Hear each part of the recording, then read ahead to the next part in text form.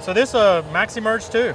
Yeah, Maxi Merge 2, and we've had this thing basically since I got out of college, and been working ever since, seeding green beans with it, and even corn back in the day. Here's where we put the beans, and that's a small bean, so we use a small plate on it. We can even use a corn plate on it because the green bean seed is so small, and we don't like all the doubles. And the plate's right there, and you just take it off, and this is full. Oh, that's seed. a newer meter though, I guess. Okay. Yeah, we've upgraded this thing over time. This, just like our rest of our tractors, we've always keep them upgraded and running good. Because we keep them working all the time. You keep these things working, they'll just run forever. But you do have to add, you know, these wear out to get so that they don't leak, and it's important to have air pressure in there. You gotta keep those changed once in a while. I see you've got the row cleaners in the front, but they're raised up. I guess because you're doing conventional tillage here. There's no crop residue on the top, so those, they just end up, you know, causing more dirt and dust that will clog. Do you do any no-till? Yeah, we do no-till only on our drip irrigated fields. Okay. So no more plowing on our drip irrigate. Our drip is permanent drip. And this is called flood irrigation? Yeah, this is flood irrigated. Okay, so there's a little furrow between each row. In fact, there's another machine over here we're going to see in a couple of minutes that is redefining those furrows, or packing that down, right? Yeah, they're packing the soft rows. So these guest rows, we call them guest rows, or the end rows, where there's no tractor wheel rolling through it, and the center row never get pressed down, so we run those with a different tractor and lift a few of the clods up so that the water can trickle down the furrow.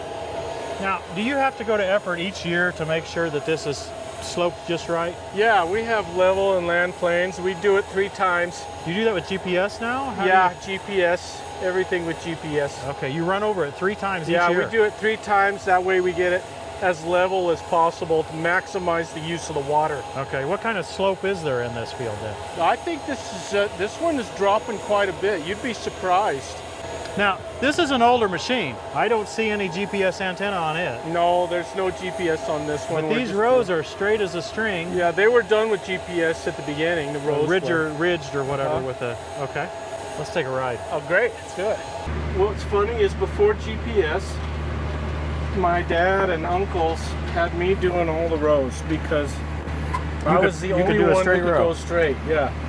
Well, my Uncle Dominic could do it, but as he got older, and then I was always straighter, they just had me doing everything. So I spent every living moment of my life, it seemed like, for about 7 years in the tractor, almost day and night.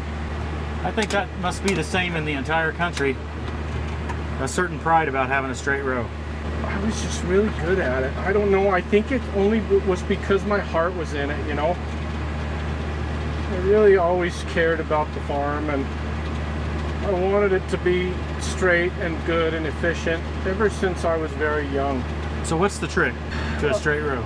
You know what? I use that little like hood ornament, yeah. And my grandpa Jim, who was a World War II veteran, won a Purple Heart, stormed Normandy. He taught me how to shoot a gun, a rifle, and I just use the point and I put it down the center furrow. So we're planting green beans today, right? And they're not like a pole bean or anything like that. These are just kind of a bunch, and they won't have vines off of them, will they? No, they just a bush bean. So maybe that's how the bush got their name for the canned beans. Who knows? Who knows? I don't know if they're real bushes, but it's a bush bean. Now, where do your beans go? Most of them get shipped to Texas and points east. Okay. We do a few in the Denver area, not much on the green beans. What would you call this? Conventional till? How would you refer to this? This is a conventional till. Here we plow and then we mulch and level 3 times. A moldboard plow? Yeah. Okay. And we've got a big one now. We got a 10 bottom plow. We use a lot of horsepower on it.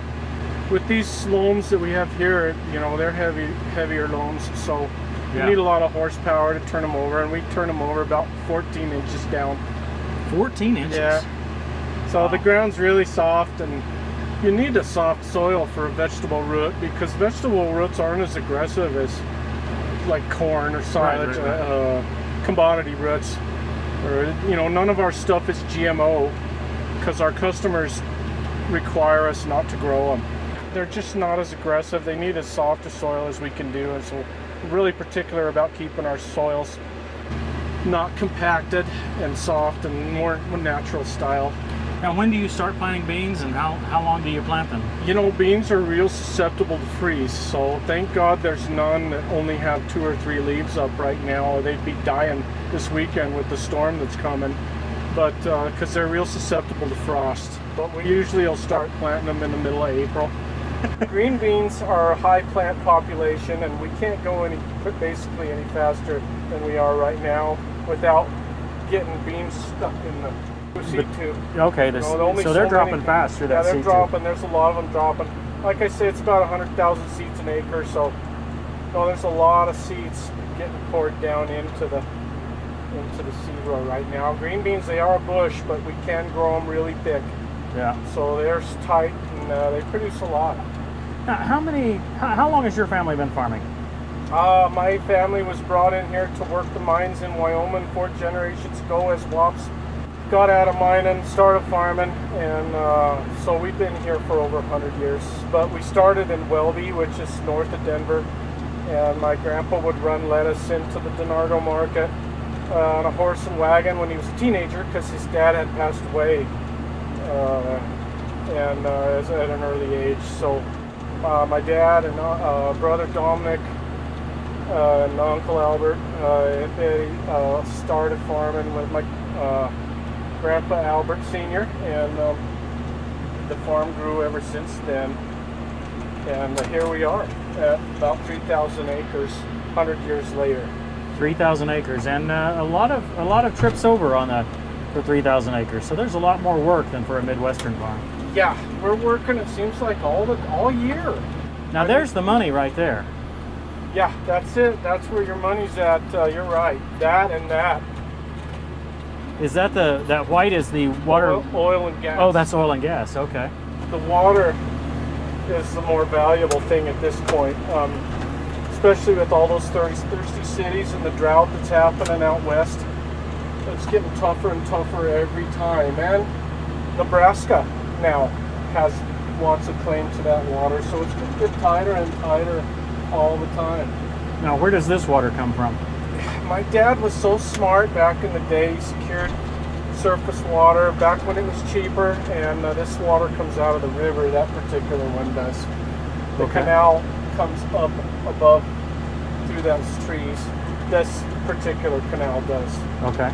And but we do have surface well water here too, which is a junior right, and the well houses are here scattered around. But we're already, with the drought, cut back about 50% on those already. So will you irrigate this today or tomorrow, right after you plant it, or?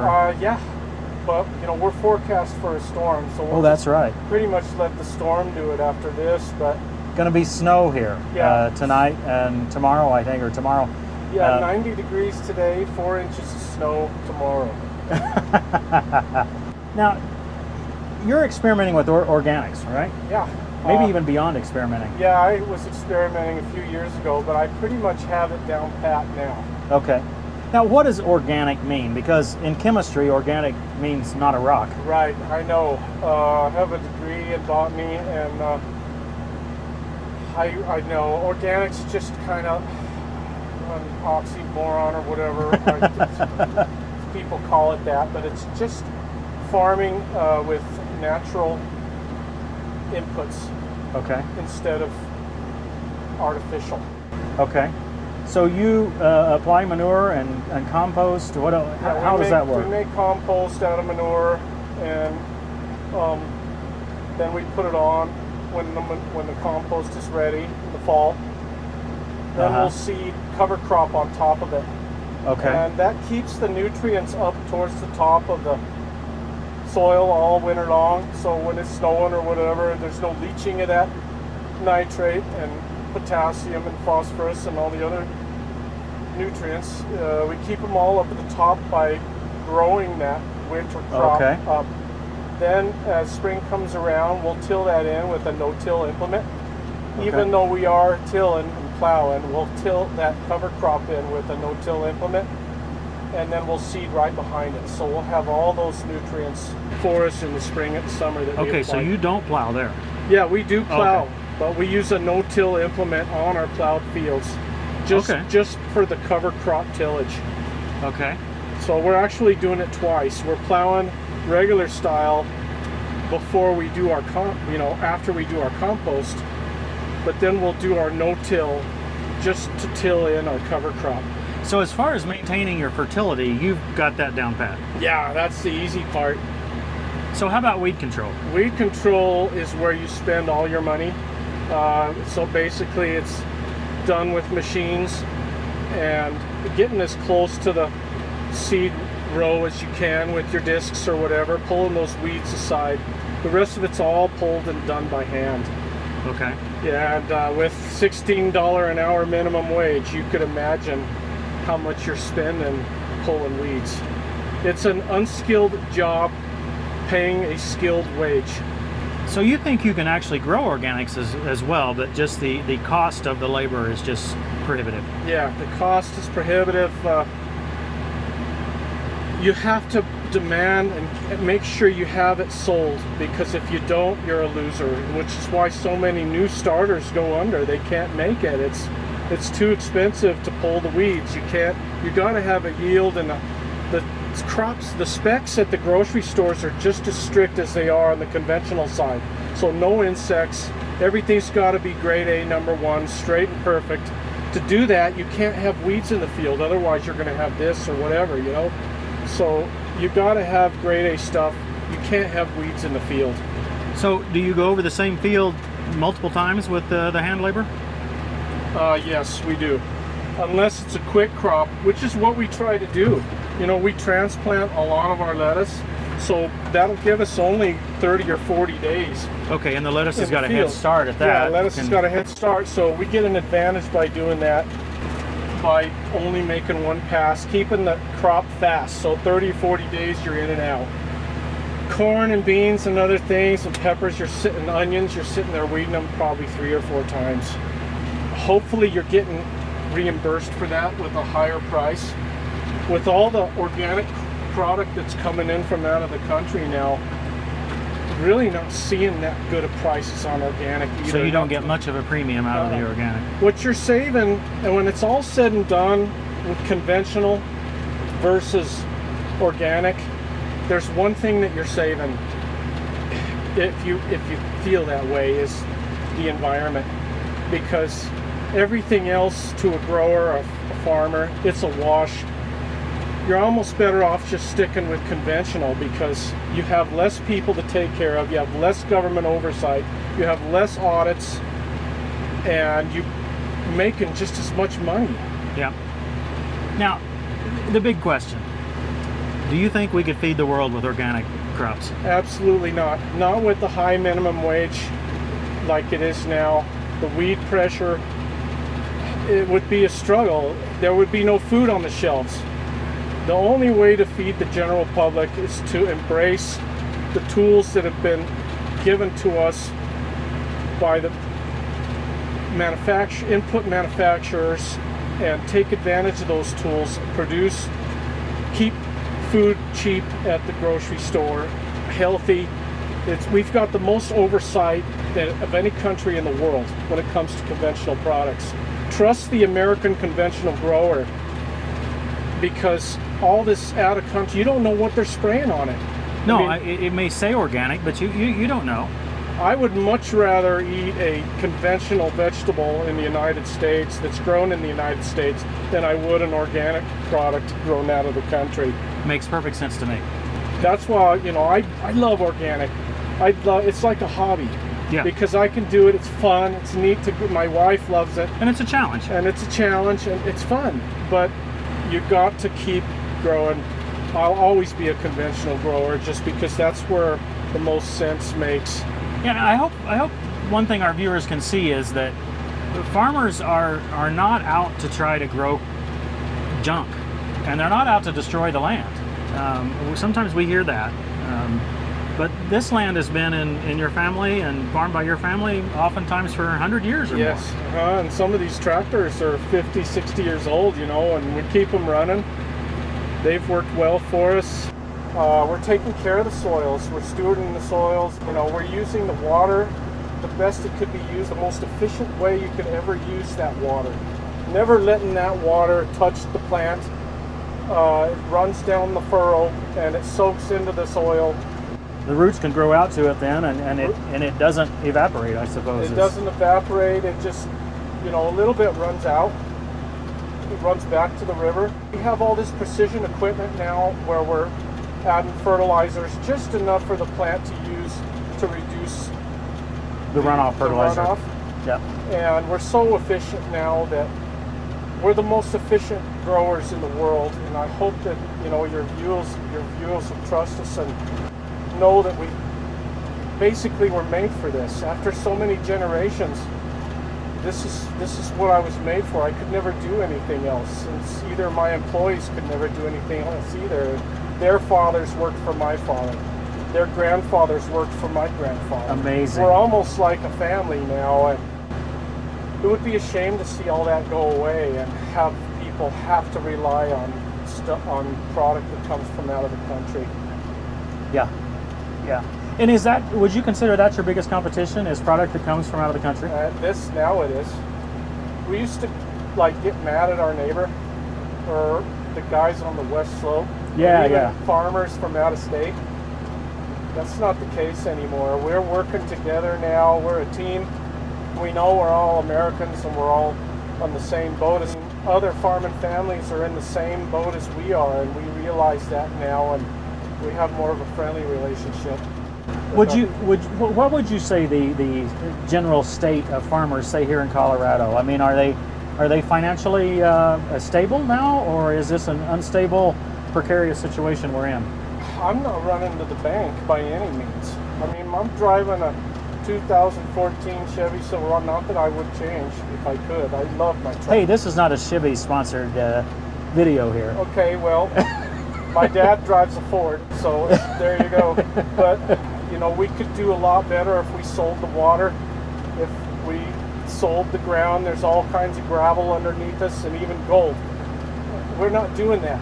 We're not relying on the royalties. We're here for our employees. We're here because we believe it's the right thing to do to produce food here locally for the Denver metro area and the state of Colorado and other states around us, and that's why we do it, because the general public has kind of embraced us that way. We're the last ones. And we hope most people realize that if something happens to these other countries that are feeding us right now, you still have us here, and we're still going to keep trying for you. Stunning. Stunning. What a message. Yeah, my employees, we kind of get together once in a while, and they bring their kids, and it's important to them. You know, it's their livelihood. Everybody enjoys their job here for the most part. Maybe not after 80 or 90 hours. And if it's 100 degrees, you know. So what would an acre of this ground sell for at auction today? I think at auction today, with the water, it would go for about $25,000 an acre. But the water, I assume, is most of that. If you didn't have the water rights? Yeah, if you didn't have the water, it would be a lot cheaper. Water's the most valuable part now. And cities are just struggling for water in here. They're coming up with all these recycling, you know, facilities to recycle the water just because there's not enough. So how do you go about marketing your crops? I mean, we've always dealt with commodities, so the price is pretty well set, right? I mean, no, Chicago not Board of exactly. Trade for Not us, the way my brother Dave does it. He's always been a great vegetable salesman ever since he was very young, and in fact, I don't mean to brag, but he's, in my opinion, the top cabbage salesman, if not in the top 5 in the whole country. So he's just got a ring of friends and colleagues that he's been dealing with all his life, and has got a great reputation established within the vegetable world, and is able to move this stuff for us on a regular basis. So your customers know you're going to produce, and they know it's going to be good quality. And so but you do individual sales to these. I don't mean to individual people, but prices are negotiated between you and the vendor. They're not really set on a commodity pricing. Right. Yeah, it's just market price and demand. How do you harvest these green beans? Is there a mechanical harvester for this? Yeah, we have a mechanical harvester for it. It's a Pixel. We get a Pixel machine. They've got a green bean head. And you see a lot of those in Michigan. And you see a lot of them in North Carolina, some in North Carolina. Is it a self-propelled machine or is it pull type? Yeah, it's self-propelled, but it's got a John Deere engine in it. And how many rows wide and how fast can you go with it? They do either 1, 4, or 5 rows. We've got a 4-row and a 5-row. We've got 2 of them. Okay. And they go about 3 mile an hour. Wow. Yeah, 2 or 3 mile an hour. They're kind of creeping along, but you know, they're picking a lot of beans. Yeah. One green bean plant can make about 30 green beans. So we're doing 100,000 seeds an acre. So you're getting a lot of green beans, you know, per acre. As you can kind of see how you're pressing that soft grow down. Yeah, even with the tire, I guess. Now I'm really not doing much with the rig behind, right? Just getting the clods out of the way? Yeah. The packers are packing the rows and keeping them clods down. Basically, it's just the wheels, you know? Yeah. So we're running off by 1 row from where you planted? Yeah, you're off center. Okay. That's the true center right there. Beautiful. Smooth running old tractor. Yeah. I know, they just run forever. You know, it's got 1,000,000 hours on it. Yeah, this is kind of the job you want, you know, as a tractor driver, because you can listen to the game or listen to the talk radio and real simple stuff, but for us it's a necessity. How long is your planting season? Do you plant from April till June? Or? No, we start in late February with onions. Oh my. And lettuce. And we plant all the way now. The season's getting longer and longer as we get hotter and hotter. So we're planting all the way up until the 1st of September now. This is a 2510 John Deere. I would say this is an early 60s. Yeah, it is. You guys bought it new? My dad did, yeah. The diesel, that's an amazing machine. You keep them painted, you keep them beautiful shape. Thank you. So proud of them. I can see why. It really does work. Those clods get either busted up or pushed down by that front tire. And again by those press wheels. It really does work. Yeah. We'll be able to soak the field across evenly with that row packed. If it weren't packed, it would. And that one. So you're doing 3 soft rows right now. If it weren't packed, the moisture would just go down instead of... So it wouldn't soak to the seed line. Okay. You're pushing the water back towards the center of the row. Okay. Yeah. You don't want it going straight down the middle. You want it going towards the row. Yes, I get it. Yeah.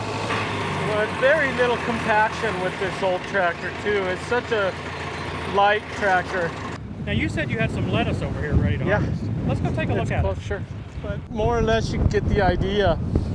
You hold this down at the bottom of the water, let the tube fill up. Yeah. So then when it drops here, it siphons from the other side. So a couple pumps and it'll come out down here. Amazing. And just because, I see why, you've even got a little running out there now. Yeah, see, it's still wanting to try to siphon. See if we can get it to pull a little bit. Once it grabs a little air, it'll stop. So this is just a green leaf lettuce? What? This is romaine. Romaine, okay. How far away is this from harvest? This is about 2.5 weeks from harvest. Yeah, Okay. It grows fast. So it'll probably double in size in that amount of time? It doubles in size, Okay. Now, I can see it's wet here. I mean, it's a very sandy soil type for those of you watching. It's wet. This must have been irrigated just this morning. Yeah, in this kind of weather and wind with our altitude and low humidities, we almost have to irrigate every single morning. Every single morning. And it has to be done at daybreak. We cannot irrigate after 9 or 10 o'clock, not only because of the evaporation, but just because that cool water on these succulent roots will open up the root, so it'll expose you to more disease. Oh, okay. I had no idea. You got to have cool water on cool soils. So someone will have to walk along here and get each one of those siphon pipes, siphoning. Siphon each one. It's an art. It's a lot of fun. It's good exercise. That's what we tell our guys, and they just go for it.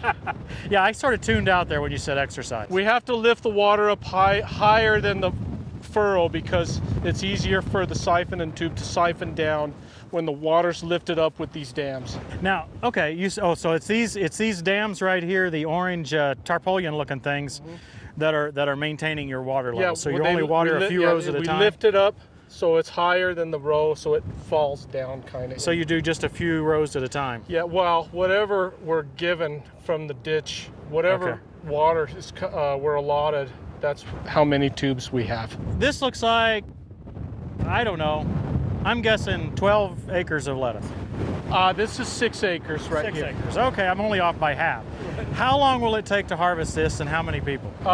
We should be able to harvest 6 acres in about 5 days, but it'll take 42 people every day to harvest. So this is done by hand. It's done by hand. We start early in the morning at 4:30 or 5 in the morning at daybreak, and we harvest until about 10. Once it gets too hot, we stop.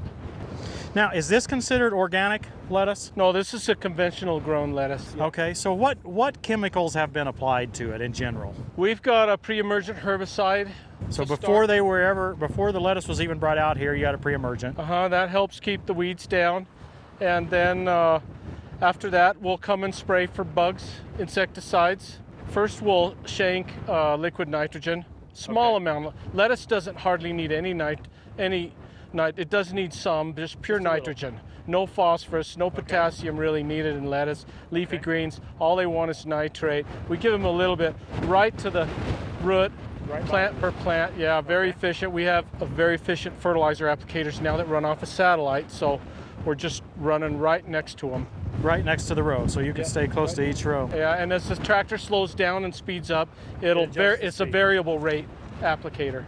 It's tough competition anymore. We can't compete with Mexico, but we still have the local market for lettuce, so most of this is going into the Denver metro area, so we're beating them on freight. So are you saying that most of the lettuce that we might get in the Midwest, that's not grown in the Midwest, is not coming from here, it's coming from Mexico? I think a lot of it is coming from Mexico, even if it says it on the bag. I've even heard that some of the lettuce is harvested here, shipped to China, processed, and sent back in the bag. I'm sorry to hear that, Joe. Well, that's economics, and that's the current state of the world, but I hope and pray, I think it's starting to turn around now. We have a great local movement in the Denver metro area where the people appreciate locally grown product, and we're kind of fighting back. We never were doing this much 5 years ago. Now we've kind of inched forward a little bit more and more, and it's starting to catch back on again, and we're happy for that. I'm glad to hear that. I'm glad to hear that. Folks, I hope you have enjoyed this episode. This has been amazing to me. Joe's story, well, almost made me want to shed a tear at a moment there, but amazing story, Joe. You've been so gracious to share what's going on in your farm here. Thank you. Appreciate it, Tim. And if this YouTube thing ever doesn't work out, please come back, because I'll hire you in a minute. I'm going to get a tractor driving job if it doesn't get, it may happen. You have to see how that goes. Thanks for watching, everybody. We'll see you next time on Tractor Time with Tim. Accept the one whose faith is weak without quarreling over disputable matters.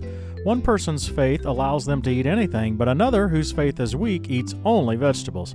The one who eats everything must not treat with contempt the one who does not, and the one who does not eat everything must not judge the one who does, for God has accepted them. Boy, this is just a devil to keep straight in here, and now the wind blowing. The tractor's just wanting to slide? It's just sliding. But it's fun. I haven't been able to do this in a little while, and I miss it. If I could, I would drive a tractor. So by the end, when I was done driving, I was ready to move on, but now I miss it.